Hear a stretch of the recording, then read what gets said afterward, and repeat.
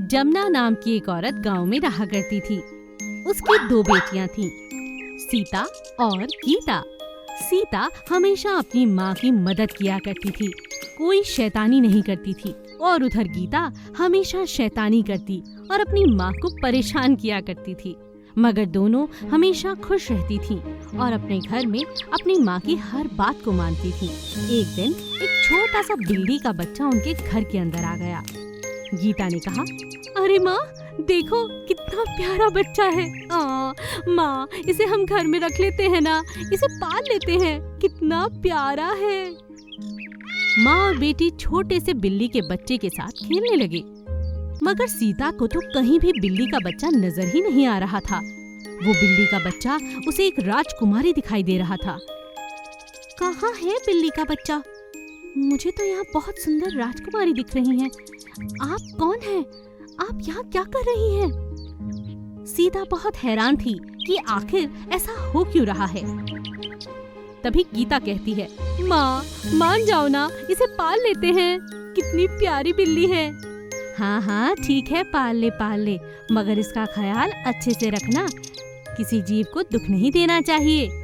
और क्या सीता, इतना प्यारा बिल्ली का बच्चा है, आज तुझे शैतानी सूझ रही है क्या? कोई भी सीता की बात को सच नहीं समझता। गीता और उसकी माँ उसे बड़े अच्छे से पालने लगते हैं और रात को सो जाते हैं। सो जाने के बाद सीता उस बिल्ली के बच्चे के पास आती है।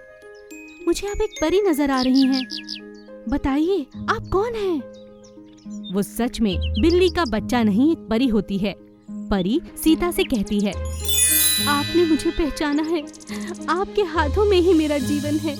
ये सच है कि मैं एक परी हूँ, बस एक श्राप के कारण मैं और मेरा भाई बिल्ली और बिल्ला बन चुके हैं। मैं अपने भाई की तलाश कर रही हूँ, अगर आप मेरी मदद करें तो आप मेरे भाई को मुझसे मिलवा सकती हैं। क्या? इतना बड़ा श्राप? बताओ मैं कैसे तुम्हारी मदद करूं? बस इतना जानती हूँ कि मेरा भाई ज्यादा दूर नहीं गया होगा, आसपास ही होगा। सुबह होते ही सीता सारी बात अपनी माँ और गीता से कहती है।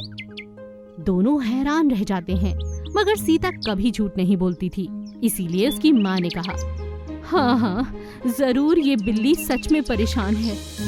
हाँ गीता, ये सही कह रही है। जाओ बेटा, पास के 2-4 गांव में ढूंढ कर आओ, क्या पता इसका भाई मिल जाए। दोनों बहनें आसपास के गांव ढूंढने लगती हैं। थक हार कर वो घर लौट ही रही थीं कि अचानक उन्हें एक बिल्ली की आवाज सुनाई देती है। जैसे ही सीता वहां देखती है, वहां उसे एक सुंदर राजकुमार नजर आता है। हाँ, यही है। बिल्ली दौड़कर अपने भाई के पास चली जाती है। दोनों भाई बहन मिल जाते हैं और अपने असली रूप में आ जाते हैं और सीता को धन्यवाद करते हैं। बिल्ली, जो एक बहुत सुंदर परी होती है, असली रूप में आती है और सीता और गीता को धन के भंडार दे देती है। दोनों का जीवन बदल जाता है और राजकुमारी बिल्ली अपने घर अपने भाई के साथ लौट जाती है। शुक्रगुजार चील। एक जंगल में जिनको नाम का एक चील रहा करता था। वो अपने खाने के लिए शिकार किया करता था। एक दिन रोज की तरह वो शिकार करने निकला। वह आसमान में उड़ रहा था और जमीन पर किसी शिकारी की तलाश कर रहा था। कुछ ही देर में उसे एक छोटा जमीन पर लेटा हुआ कुछ नजर आया। आखिरकार एक शिकार मिल ही गया। जिनको तेजी से उड़कर जमीन पर लेटे हुए चूहे की तरफ गया, लेकिन तभी वो एक शिकारी द्वारा बिछाए गए जाल में फंस गया। अरे बचाओ, बचाओ, मुझे निकालो, मैं इसमें फंस गया हूँ, कोई मदद करो। अरे ये क्या हो गया?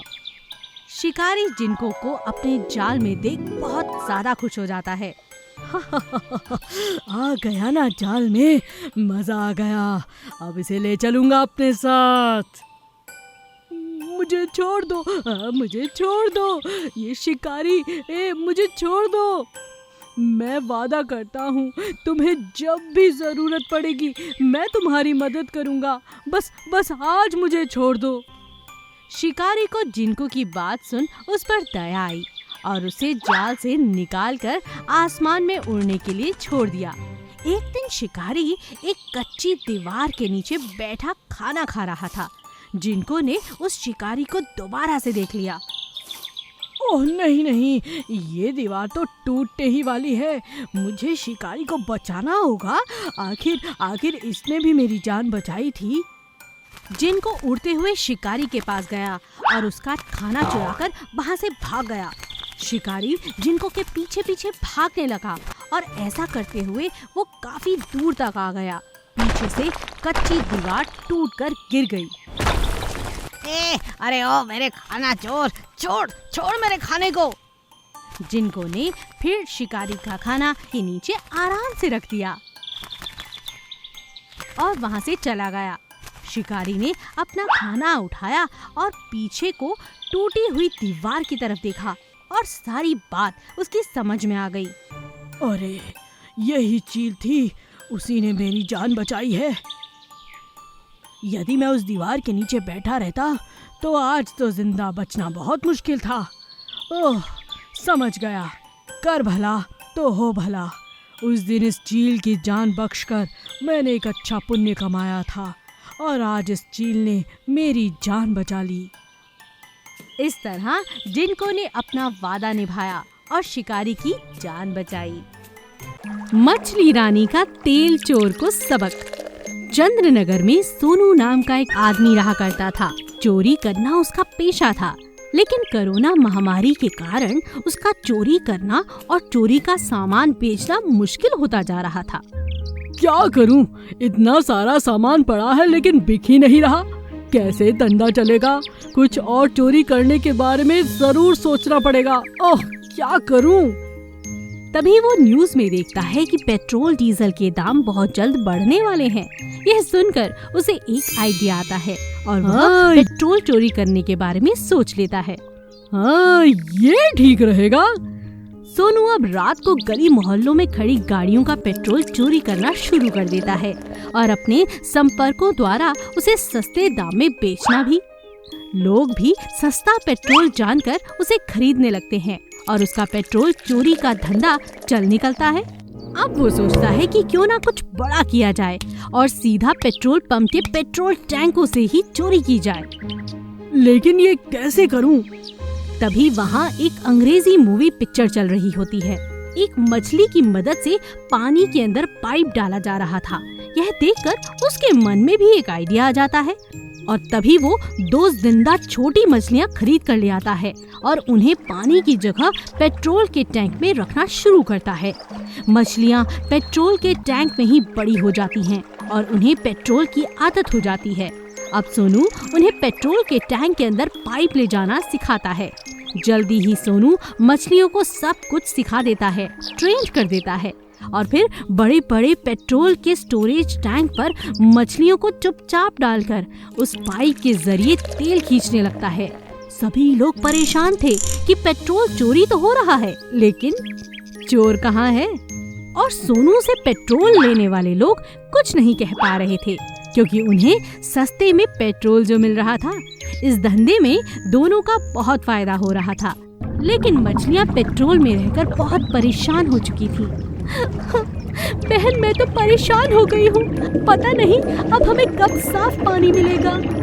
दूसरी मछली कहती है, हाँ बहन तुम ठीक कहती हो, लेकिन क्या करें, हम तो कैदी बन चुके हैं ना।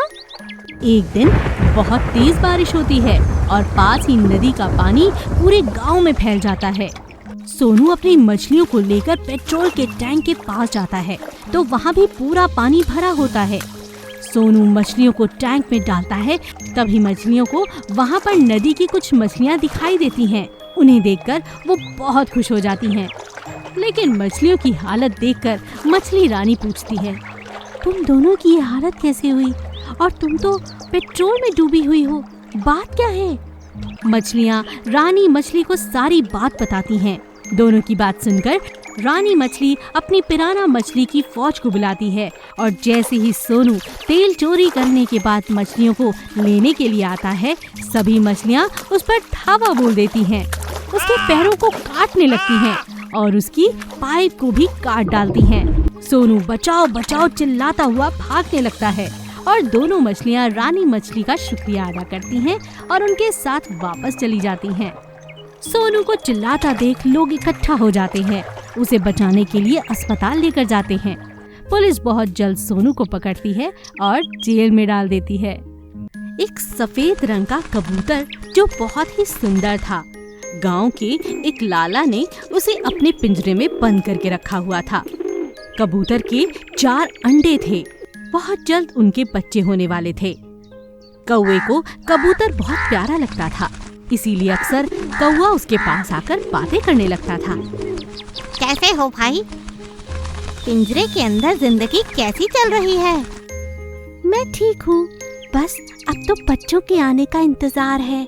ये आ जाएंगे तो जीवन बहुत अच्छा हो जाएगा।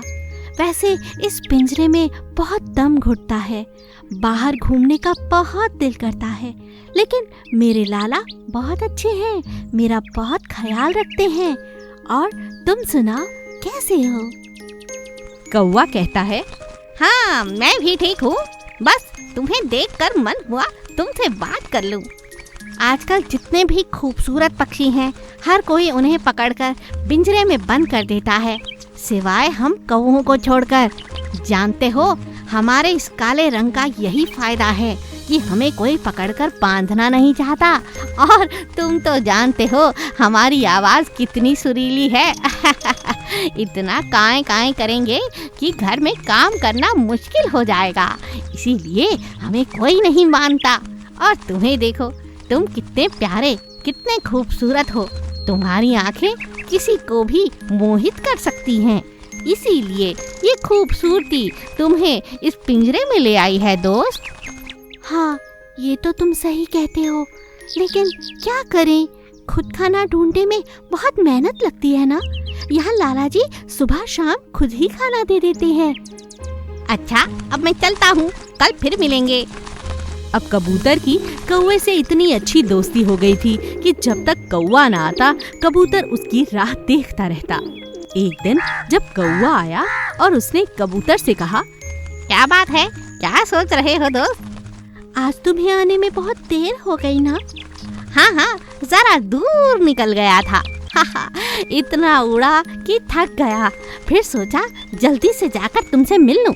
जरूर तुम्हें कोई बात कहनी होगी। हाँ, बस कल तक मेरे बच्चे हो जाएंगे और मैं बहुत खुश हूँ। तुम कल आओगे ना? क्या कहा? तुम खुश हो? जानते हो, तुम्हारी तरह तुम्हारे बच्चे भी इसी पिंजरे में रहेंगे। क्या ये खुशी की बात है? नहीं, कुछ करो, अपने लाला से बात करो। ये आज़ादी, ये उड़ना, आसमान में आराम से चैन की सांस लेना, एक पक्षी के लिए इससे बड़ी खुशी कोई नहीं होती। कौवे की बात सुनकर कबूतर को एहसास हुआ कि पिंजरे में नहीं, आजाद रहने में ही सबसे बड़ी खुशी है।